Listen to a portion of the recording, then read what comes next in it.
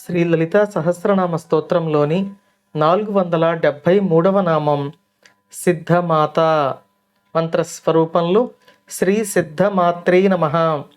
మనం 471, 472 నామాలలో అమ్మవారిని సిద్ధేశ్వరి, సిద్ధ విద్య అనే నామాలతో కీర్తించుకున్నాం.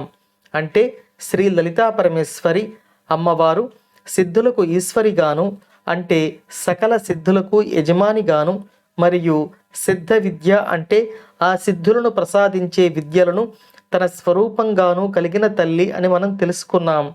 ఇప్పుడు ఈ 473వ నామంలో అమ్మవారు సిద్ధమాత అని కీర్తించబడుతున్నారు. అమ్మవారు సిద్ధులకు ఈశ్వరిగాను, ఆ సిద్ధ విద్యల స్వరూపంగానే కాకుండా ఆ సిద్ధులకు తల్లి ఆవిడే అని వశిన్యాది వాగ్దేవతలు ఈ నామంలో తెలియచేస్తున్నారు.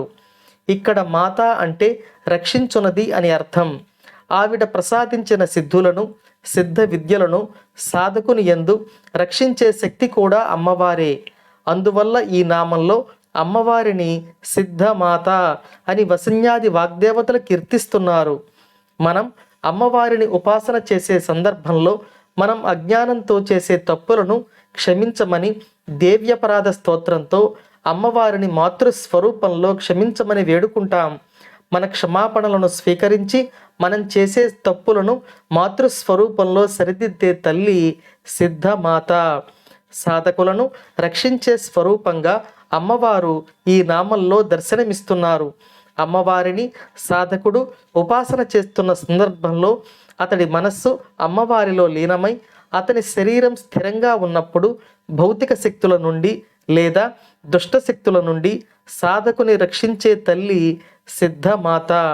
ఇంకొక అర్థంలో సాధకుడు సిద్ధులను పొందిన తర్వాత ఆ సిద్ధులను సాధకుడు దురుపయోగం చేయకుండా వాని యొక్క శక్తులను, మనసును రక్షించే బాధ్యత కూడా అమ్మవారే తీసుకుంటారు. ఆ విధంగా సాధకుని యొక్క రక్షణ బాధ్యత తాను వహించే మాతృస్వరూపం కాబట్టి అమ్మవారిని ఈ నామంలో సిద్ధమాత అని వశిన్యాది వాగ్దేవతలు కీర్తిస్తున్నారు. అటువంటి అమ్మవారి పాద పద్మములకు నమస్కరించుకుంటూ ఓం శ్రీమాత్రే నమః.